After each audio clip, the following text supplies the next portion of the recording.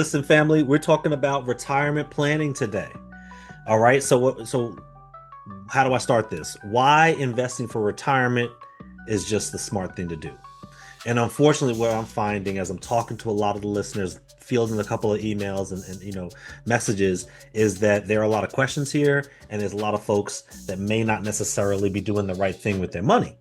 So if you're out here and you're making money but not setting aside money for retirement, literally that's like frying a chicken with no grease. All right, you're not going to get there. It's the cooking's not going to be effective. So your retirement is something you have to plan for. It's not just going to happen. Things aren't going to just fall into place. And if you bury your head in the sand, it doesn't mean it's taking care of itself. And I feel like that's what a lot of people are choosing to do, right? So you don't want that, or you just work until you done working and you're done living. You can do it that way too. But if you want to retire, if you plan to retire, if you want to have something nice to retire from, you got to set aside money for your retirement. So how do you do it? There's five key ways to invest towards your retirement in some way, shape, or form. The first one, if your employer offers a 401k or a 403b, and hopefully offers a matching contribution. So what does that mean? If you're working somewhere and they say, hey, listen, for the first 3 or 5% that you put into the 401k or the 403b, we're going to match that dollar amount. That, ladies and gentlemen, is free money. But you only get it if you're putting in money into the retirement plan. So that's first and foremost. Take advantage of that free money. Some people choose to only put enough to get that free money, and then they put the rest of their money somewhere else. You can do that. But if you choose to put as much up to the max, which is basically every year it changes.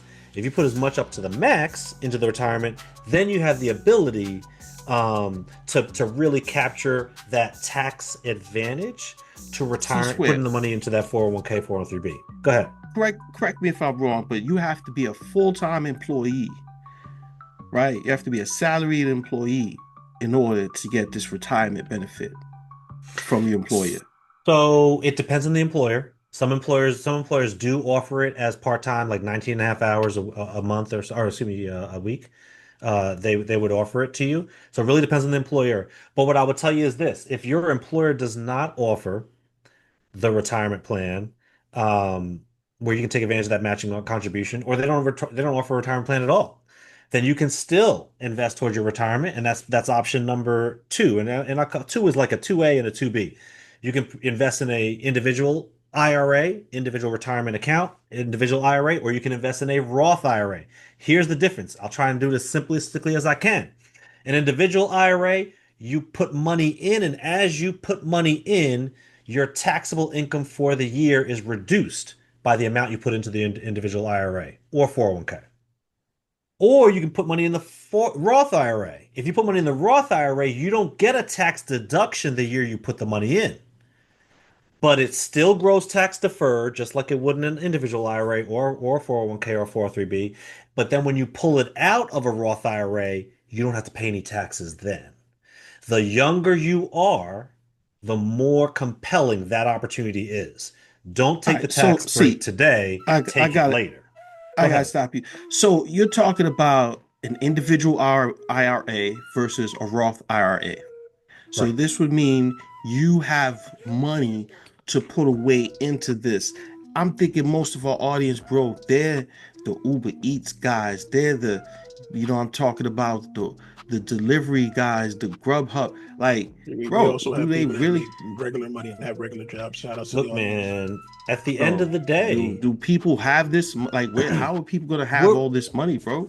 we're back to where we were at our first episode ever, fellas, right? At Full the end of circle. the day, if you do not have the discipline to spend less than you make every week, month, and year, to be able to then invest toward your future retirement, invest towards your future, emergencies, invest towards your future side hustles and opportunities to really level up. If you're not choosing to say, hey, listen, I make X, but I'm going to spend X minus, then that gap in between what you make and what you spend, if there is no gap, you're never going to be able to retire without I'm saying any money. if we can't get to point 3 on the 5 points, how are Let's we go. supposed to be? How are we going to get to the Let's financial go. state? Amen. Let's go. Can't So we get to actually, point traditional 3? IRA was 0.3, so I combined them to try and speed up some time because I saw Professor G was asking questions. I was just trying to rush it. So we did 1, 2, and 3 so far. Number 4 is just a traditional investment account. A lot of times they call it a brokerage account. All right. There's no rules to how you do it. You can invest in your own little stocks. You can invest in mutual funds. You can invest in what's called exchange traded funds or ETFs for short. You can just kind of dabble. You can listen to what your buddies say. You can set up a crypto account. You can do that. The bottom line is that money that you do pay taxes every year on your earnings. It does not grow tax deferred. The first 3 options grow tax deferred. What does that mean? That means you don't pay any taxes until you pull the money out. Taxes on the growth. So if you start investing today, you got $100,000 worth of growth 20 years from now. When you start pulling the $100,000 out, you have to pay taxes on it unless it's a Roth IRA. If it's a Roth IRA, you paid taxes on what you put in. It grew to $100,000. When you pull that $100,000 back out, you don't have to pay any taxes on it. That's the benefit of the Roth IRA. The 5th option is going to be, in general, what I would like to call passive income streams. That could be real estate that generates income. It could be a real estate investment trust, which is a type of investment that you can get income from.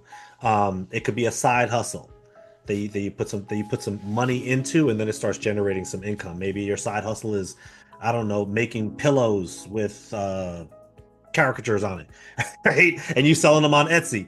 If that's your side hustle, that's your side hustle, and you take some money to invest into that side hustle, get the supplies, start doing the work, and then as you start selling those pillows, you make some money back. So those are the 5 ways: 401k or 403b, individual IRA, Roth IRA.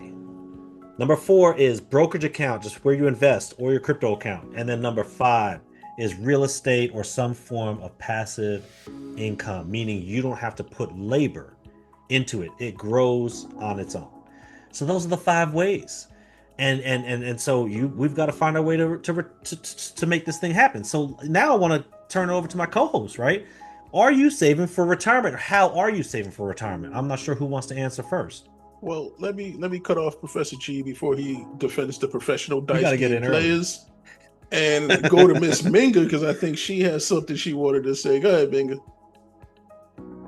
I completely forgot the question that I had.